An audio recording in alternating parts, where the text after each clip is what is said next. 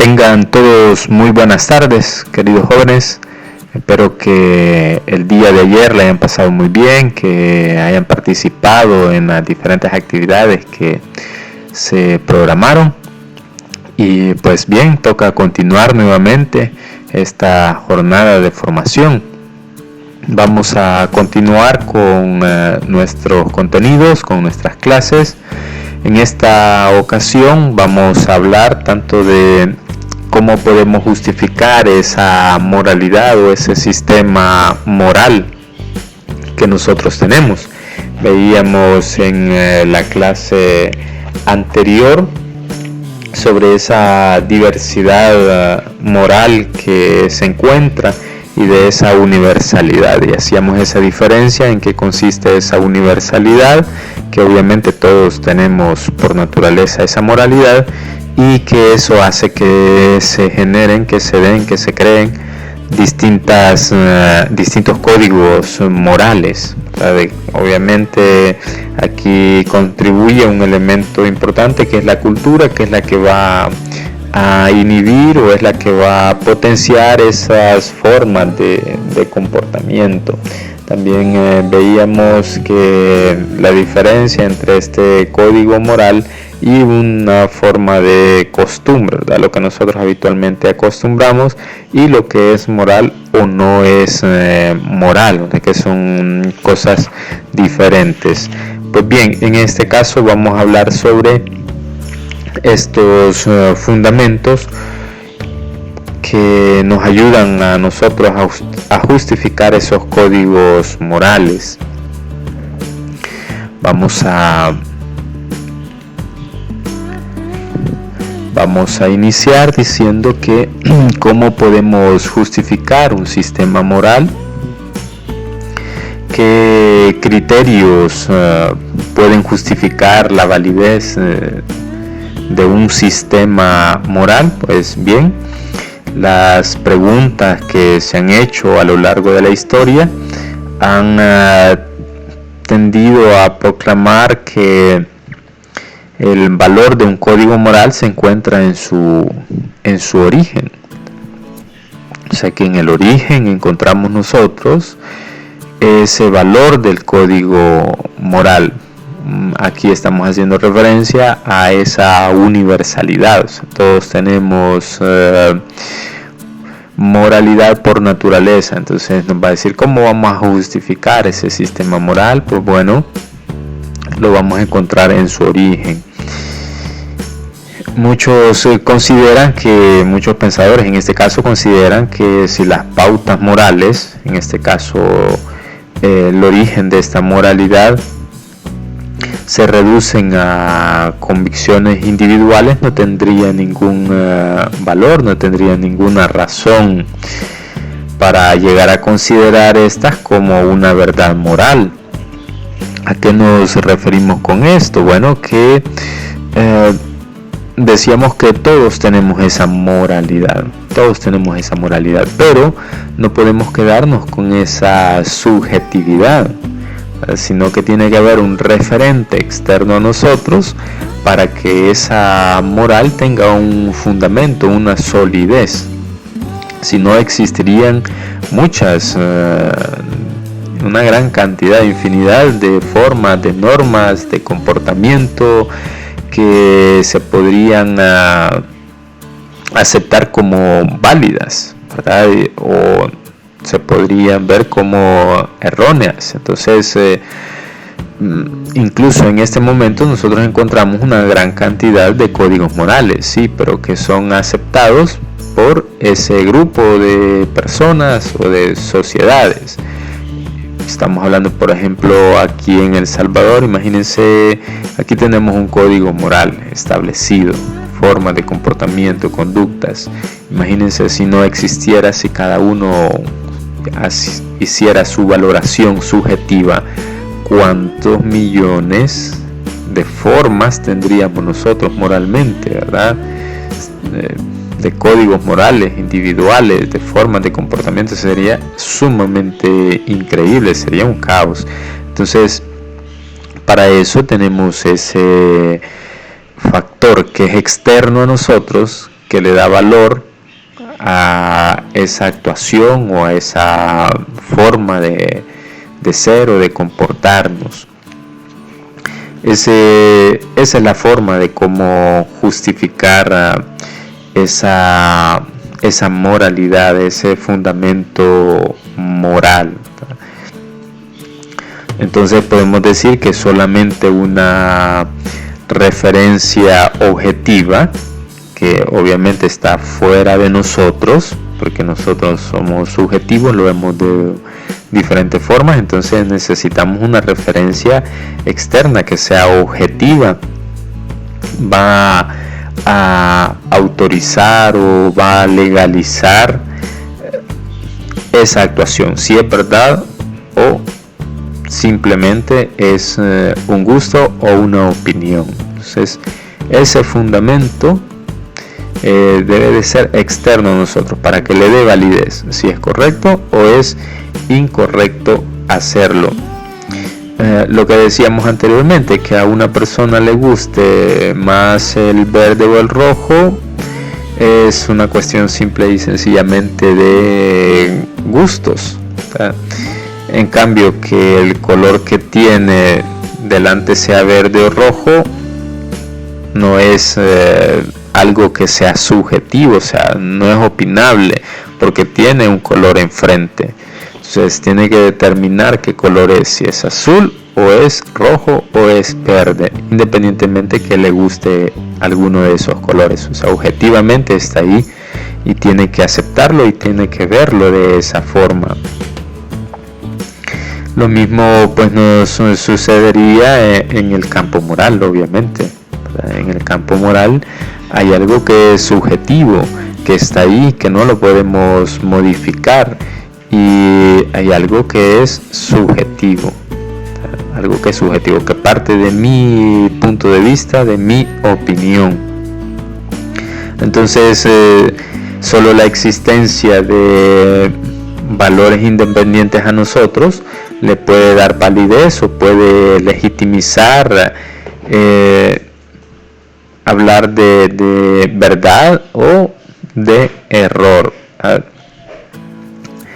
Entonces, ¿cómo vamos a justificar ese sistema moral? Bueno, en este caso lo vamos a justificar con factores que están externos a nosotros, condiciones que están externas a nosotros, que no nosotros las consideramos de esa manera, sino que están fuera, desde fuera nos dicen esto es así, así, así, así.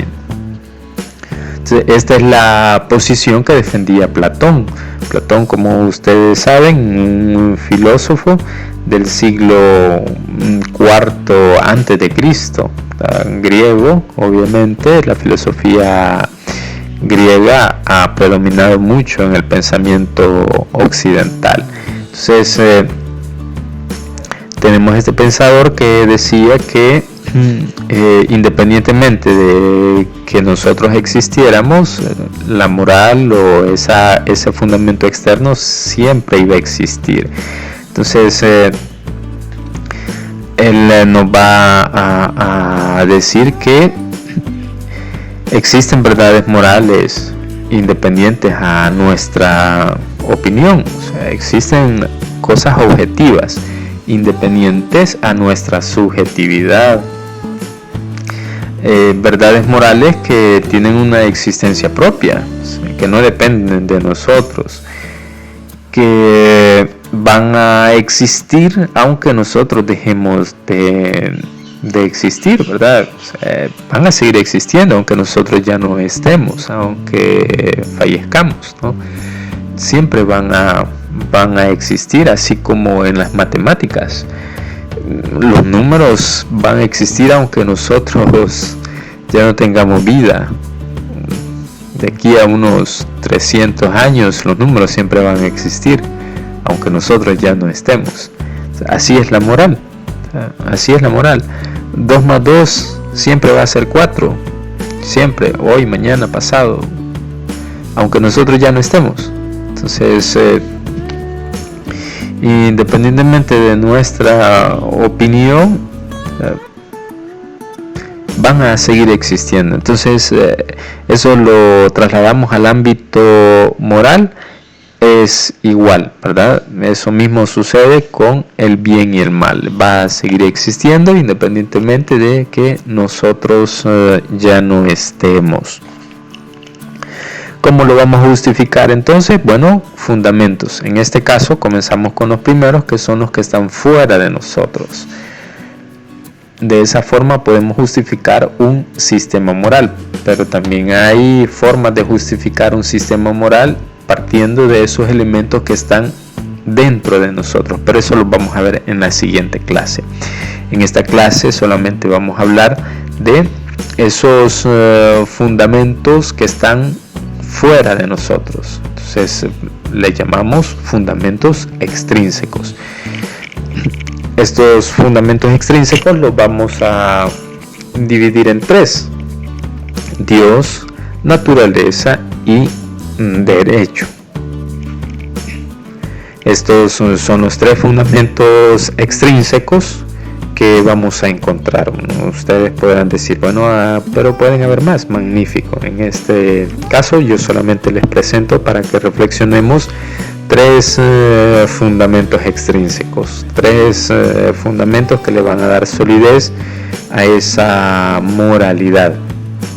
Puede ser que alguno de ustedes diga, bueno, a mí me parece más que el fundamento en Dios es el que le da la solidez, la naturaleza no. Otro podría decir al contrario, ¿verdad? La naturaleza sí, Dios ni el derecho nada, o a la inversa. Hay muchos que son legalistas, entonces dirán, bueno, el derecho es la autoridad de todo. No hay autoridad de Dios ni de la naturaleza, sino simple y sencillamente del derecho, y desde ahí basan sus argumentos para organizar de cierta medida o de cierta forma la moral, en este caso el bien y el mal.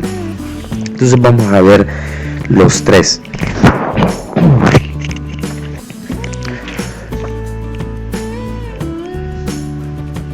Veamos el primero.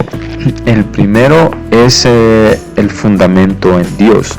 Pero antes de comenzar el fundamento en Dios, quisiera presentarles un pequeño video para que nos hagamos la idea de qué estamos hablando. En este caso, de el fundamento en Dios, ese fundamento extrínseco de la moral, ¿verdad?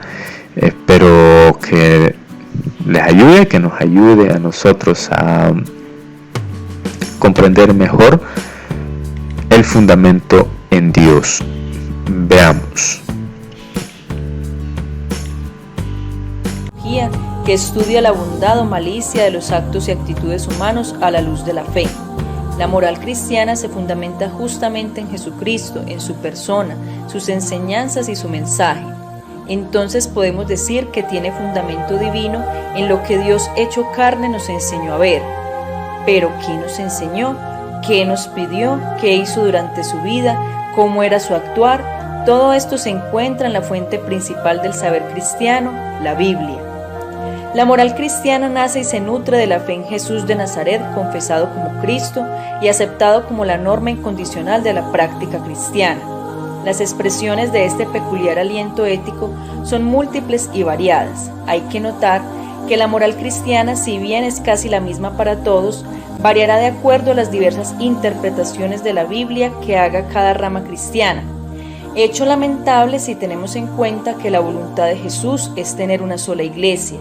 Todos sean uno como mi Padre y yo somos uno. Esta expresión es el fundamento de la unidad de la Iglesia. Todo lo que sea cristiano siempre tiene a Cristo como centro y fundamento y en Él a Dios.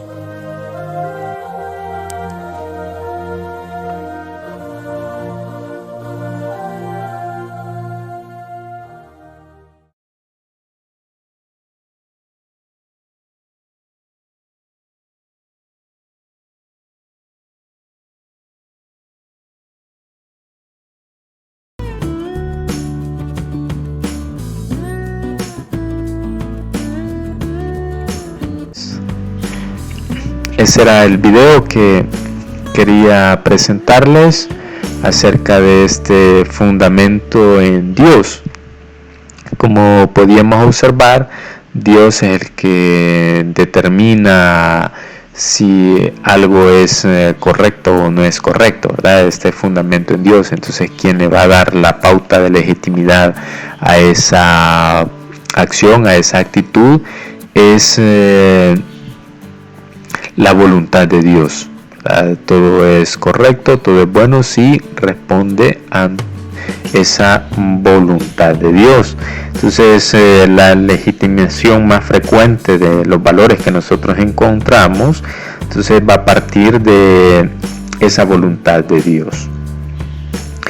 Y en este caso veíamos algunas concepciones diferentes ahí en el vídeo de distintas religiones. En este caso, las religiones monoteístas, al defender la existencia de un único Dios, van a defender también la existencia de un único código moral que sea válido.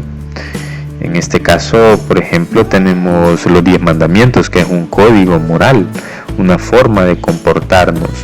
Entonces, la religión o los cristianos van a defender ese código moral como único código moral de su accionar.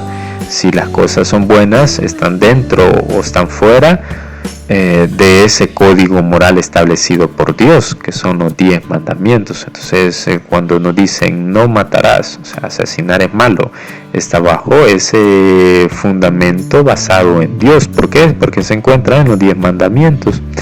Y aparte de que se encuentran los 10 mandamientos, nosotros somos cristianos. Entonces es un fundamento externo a nosotros. Nosotros no podemos manejar a Dios, no lo podemos manejar. Él establece o Él ha establecido ese código moral y nosotros lo hemos aceptado como válido. Es así que en este marco cultural que nosotros tenemos, juega mucho el papel del pueblo de Israel. En este caso el judaísmo, como comúnmente lo conocemos, donde se desprende todas esas religiones, donde se va a ver como el origen del cristianismo. Por eso a las primeras comunidades se les llamaba judeo-cristianos, que eran judíos convertidos al cristianismo. Dios en este caso es la bondad y la justicia, ¿verdad? De manera que su voluntad no puede ser contraria a lo bueno y a lo justo, ¿verdad? Él siempre es bueno y siempre es justo. Entonces, en el monoteísmo nos va a conducir a una posición universalista, a la legitimación de unos valores únicos con un valor sumamente universal. Entonces, en este caso juega un papel sumamente importante la parte de la revelación, a donde encontramos toda la verdad de Dios, de Cristo, la encontramos en la Biblia. Entonces la Biblia es la revelación de Dios. Dios se revela al hombre, lo manifiesta al hombre a través de un escrito, en este caso en la Biblia. Aquí no nos vamos a poner a discutir si esas son historias algunas, o si el hombre se equivoca, o si Dios es el que lo ha hecho directamente, no, ¿verdad? Sino que simple y sencillamente saber que Dios se ha revelado y que esa revelación se encuentra en unos escritos que comúnmente nosotros conocemos como Biblia. Para los judíos era el Pentateuco, para nosotros es la Biblia, abarca muchos más libros, ¿verdad? Como comúnmente nosotros conocemos como libros sagrados. En el caso del cristianismo, en el caso del Islam, obviamente esa revelación de Dios que se le hace al hombre se hace a través del Corán. Entonces es otro libro sagrado para ellos. Dios se revela al ser humano. Entonces la revelación toma un papel importante, fundamental, ya sea en una religión cristiana o en otra que no es cristiana, en este caso el Corán. Y así podemos ir hablando de otras religiones que tienen también sus libros donde ellos consideran que se les ha revelado o que se encuentra plasmada esa revelación.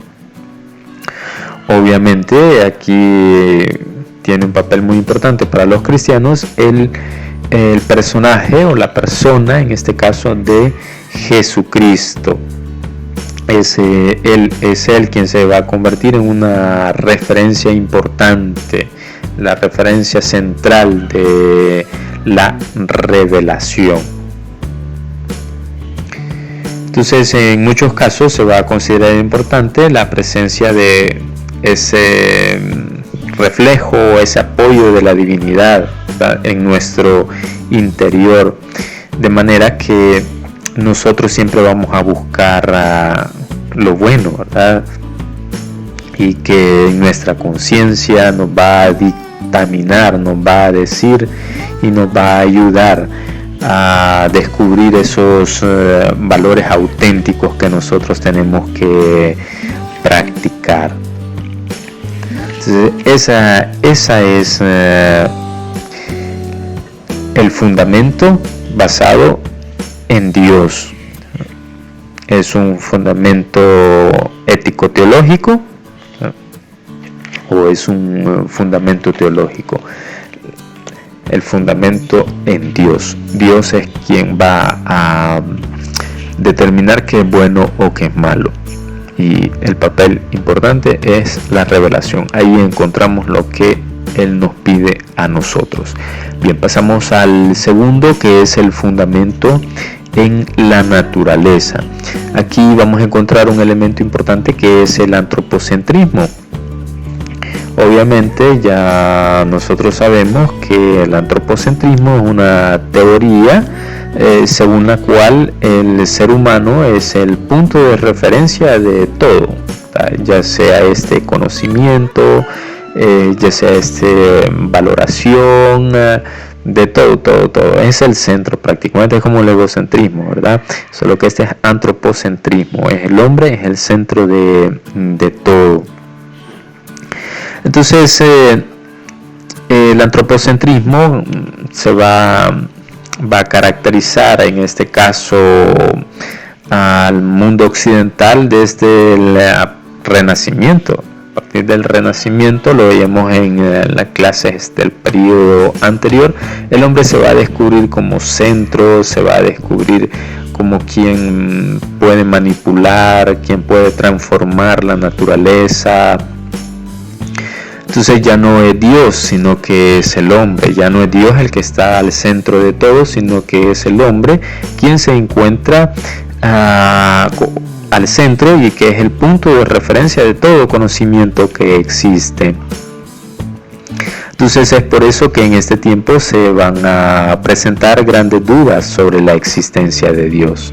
Y nosotros podemos encontrar muchos escritos posteriores a este tiempo donde se duda de esta existencia de Dios, ¿verdad? Pero no es hasta el siglo XIX donde encontramos ya estos escritos explícitos, ¿verdad? Donde hablan sobre la muerte de Dios, de la no existencia de Dios, lo que comúnmente nosotros conocemos como ateísmo. Pero en este momento no es que se dude exactamente de la existencia de Dios, se sabe que Dios existe, pero es el hombre es el que está al centro de todo, ¿verdad? Entonces, ¿eso qué es lo que hace? Que muchos se volvieran hacia la naturaleza en busca de un nuevo fundamento. Ya veníamos siglos tratando este fundamento en Dios. Dios es quien dictamina qué es bueno y qué es malo. Por eso la iglesia, la religión en ese tiempo tuvo bastante poder, porque determinaba qué es correcto, qué no es incorrecto, aunque estuviera equivocada. Si ella decía que era correcto, aunque fuera un error, era correcto. Entonces son los errores de nuestra historia, de nuestra vida y en este caso de la religión, ¿verdad? Entonces se volcaron hacia la búsqueda de un nuevo fundamento. Entonces en este proceso, pues obviamente en este proceso de la búsqueda de un nuevo fundamento, vamos a encontrar en esa culminación de un espacio, de un momento que ustedes ya lo vieron en otras materias, me imagino, que es el romanticismo, ¿verdad? Que se da a principios del siglo XIX. Entonces la naturaleza se convierte en fuente de inspiración para todos, tanto para artistas como para intelectuales. El modelo de belleza se convierte también en un modelo de bondad. Entonces la naturaleza es belleza, entonces en este caso también es bondad. Y ya un filósofo también de la antigua Grecia, ya conocemos también, que es Aristóteles, invitaba a imitar a la naturaleza, y el planteamiento era perfectamente asumible desde la perspectiva religiosa, tal como reflejaban muchos pensadores medievales, ¿verdad? Como obra de Dios la naturaleza, o sea, Dios ha creado la naturaleza, aparece como manifestación de su bondad, de su voluntad.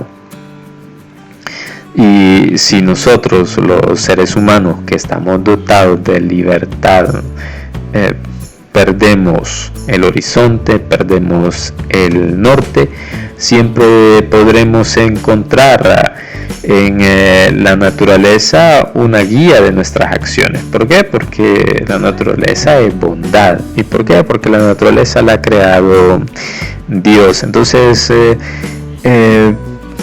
en este momento, en esta etapa de la historia, entonces se cambia de ese fundamento en Dios en ese fundamento en la naturaleza.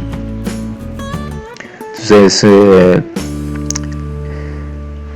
la naturaleza prácticamente se convierte en una fuente de inspiración, ¿verdad? Ya los filósofos del siglo XVII y XVIII van a ir recogiendo, van a ir agregando esa herencia que daban los siglos anteriores a esa incorporación a sus esquemas mentales, en este caso los pintores, dedicarse más a expresar la bondad, la belleza de la naturaleza, y eso lo podemos ver nosotros si buscamos en internet pinturas, escritos del romanticismo. Entonces vamos a ver que todo está volcado hacia un fundamento concreto que es la naturaleza.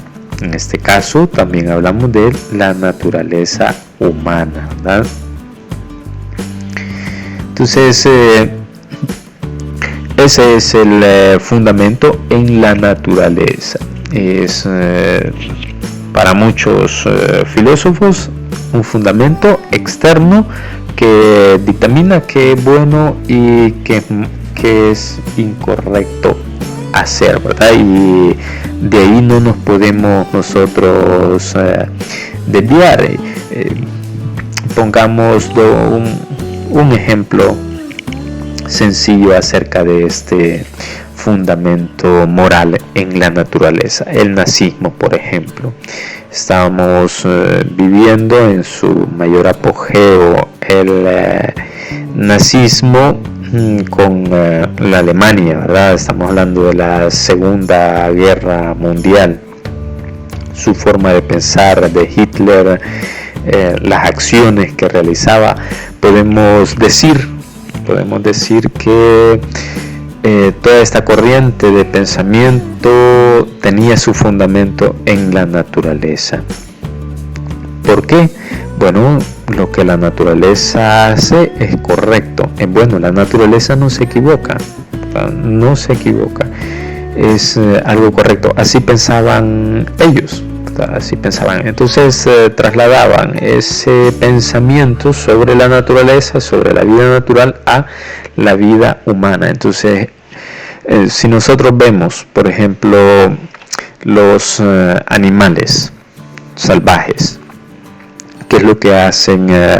Por ejemplo, los leones, los tigres, cuando tienen una cría, cuando tienen un problema de movilidad o que les nace defectuosa, ¿qué es lo que hacen? Se la comen o la abandonan o la dejan, ¿verdad? Entonces eso es la naturaleza. Entonces la dejan morir o simple y sencillamente ellos la acaban, ¿verdad? Entonces es como los peces también, ¿verdad? Que el mayor se come al menor, la naturaleza, o los árboles también. El árbol que crece cerca de otro se seca porque no le da sombra, no le da sol. Entonces muchos factores. Entonces la naturaleza en este caso no se equivoca, así pensaban ellos. Entonces por eso Hitler, esa forma de pensamiento que quería acabar con los que eran inferiores a ellos, con los que ellos consideraban que eran inferiores. Ley de la naturaleza: el mayor acaba al menor, al que tiene más poder, al que tiene menos poder. Entonces, al que tiene más posibilidades, al que tiene menos posibilidades. Un ejemplo sencillo de esta práctica moral, basada en ese fundamento de la naturaleza. Y veamos el último. El último es el fundamento en el derecho. Entonces, a la hora de fundamentar estos códigos morales, estos valores, no hay otro recurso más que la legalidad, van a decir también muchos pensadores. Vamos a determinar qué es correcto o es incorrecto. Bueno, lo vamos a hacer a través de la legalidad, a través del derecho, ya que cada individuo tiene sus propias opiniones, lo decíamos anteriormente, cada uno tiene su moralidad inmersa por naturaleza. Entonces puede determinar lo que está bien y lo que no está bien. Entonces el único criterio que nos queda a nosotros para definir el bien y el mal sería la aceptación de aquello que colectivamente hemos adoptado como pautas de conducta, en este caso las leyes. Nosotros aquí en el país hemos aceptado las normas de comportamiento, las pautas o las conductas o las leyes. Entonces las hemos aceptado porque son buenas, las consideramos que son buenas. Entonces por eso lo hacemos, porque son buenas las normas de comportamiento. Entonces va a ser bueno todo aquello que está marcado dentro de la ley, que está dentro de la ley. Entonces, prácticamente, si no cumplo con lo que está establecido, tengo una sanción. Entonces, eso es incorrecto. Robar no es bueno, robar es malo. ¿Por qué? Lo determina la ley, en este caso el derecho. Y si yo realizo esa acción, entonces, ¿qué quiere decir? Que voy a tener que cumplir una sentencia. La ley establece esto, esto y esto y esto. Entonces, por eso no lo hago, porque está inscrito en la ley. Entonces, muchísimos abogados, obviamente, su fundamento es el derecho. Y hay muchos que pierden su rumbo. En este sentido estamos hablando de su visión religiosa, pierden su rumbo. ¿Por qué? Porque consideran que el derecho es el mayor bien que nosotros o que el ser humano ha logrado construir, y consideran que es la única alternativa para determinar qué es bueno o qué es malo, ¿verdad?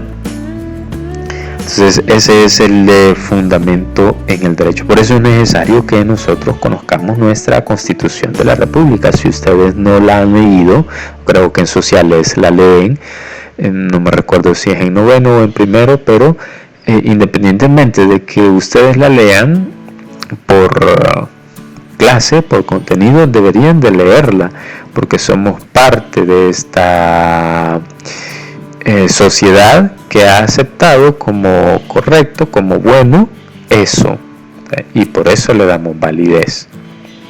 Si en algún momento nosotros llegamos a considerar que eso es incorrecto, entonces tenemos que decirlo, tenemos los medios para hacerlo y modificamos esa forma de comportamiento basada en el derecho. Obviamente hay muchos pasos, varios pasos que tenemos que seguir, pero se puede hacer, ¿verdad?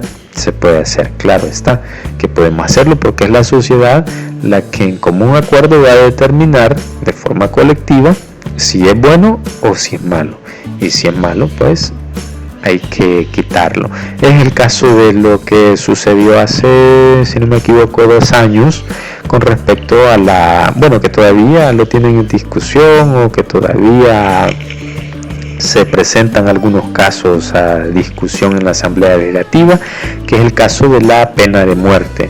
La pena de muerte nosotros consideramos que es un valor negativo, Entonces en la Constitución está establecido que no, en las leyes está establecido que no se puede practicar la pena de muerte en el país.